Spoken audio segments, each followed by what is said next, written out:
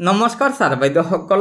অৱশেষত চৰকাৰী কৰ্মচাৰীসকলৰ দাবীৰ প্ৰতি সঁহাৰি জনাই কেন্দ্ৰীয় চৰকাৰে অষ্টম দৰমহা আয়োগ গঠন কৰাৰ সিদ্ধান্ত গ্ৰহণ কৰিছে, যাৰ ফলত কৰ্মচাৰী আৰু পেঞ্চনাৰৰ দৰমহা আৰু পেঞ্চন দ্বিগুণ বৃদ্ধি পাব।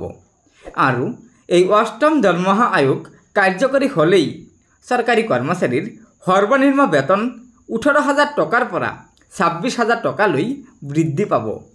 আৰু এই অষ্টম দৰমহা আয়োগ গঠিত হ'লেই দেশব্যাপী চাকৰিয়ালক দক্ষতাৰ ভিত্তিত বেতন প্ৰদানৰ নিয়ম নতুনকৈ প্ৰৱৰ্তিত হ'ব।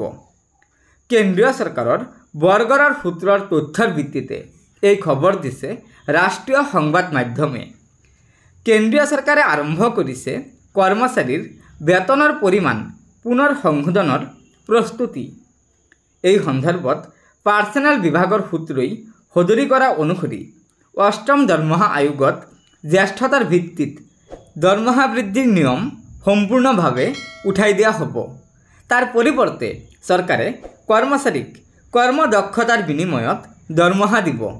দেশৰ 40 লক্ষাধিক কেন্দ্ৰীয় চৰকাৰৰ কৰ্মচাৰীৰ বাবে বলবৎ হ'ব এই নতুন নিয়ম।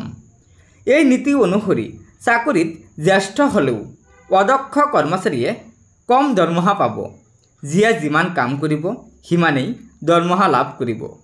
অৱশ্যে কৰ্মচাৰীৰ ফিটমেণ্ট ফেক্টৰ পূৰ্বৰ 2.57ৰ পৰিৱৰ্তে 3.5 অথবা 3.8লৈ বৃদ্ধি কৰাৰ সম্ভাৱনা আছে।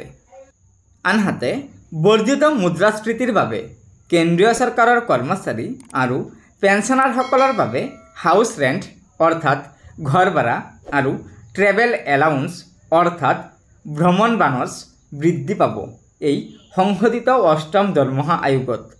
গতিকে ছাৰ বাইদেউসকল, আপোনালোকে নিশ্চয় জানিব পাৰিলে যে কেন্দ্ৰীয় চৰকাৰৰ পাৰ্চনেল বিভাগৰ সূত্ৰই সদৰি কৰা মতে কেন্দ্ৰীয় চৰকাৰে অতি শীঘ্ৰে নতুন নিয়ম প্ৰৱৰ্তন কৰি অষ্টম দৰমহা আয়োগ গঠন আৰু কাৰ্যকৰী কৰিব, য'ত কৰ্মচাৰীৰ জ্যেষ্ঠতাৰ ভিত্তিত দৰমহা বৃদ্ধি নাপাব, বৰং কাৰ্য দক্ষতাৰ ভিত্তিতহে কৰ্মচাৰীৰ দৰমহা বৃদ্ধি পাব। গতিকে ছাৰ বাইদেউসকল, লগৰ বন্ধুবৰ্গক এই ভিডিঅ'টো শ্বেয়াৰ কৰি আজিৰ এই গুৰুত্বপূৰ্ণ খবৰটো জনাই দিব।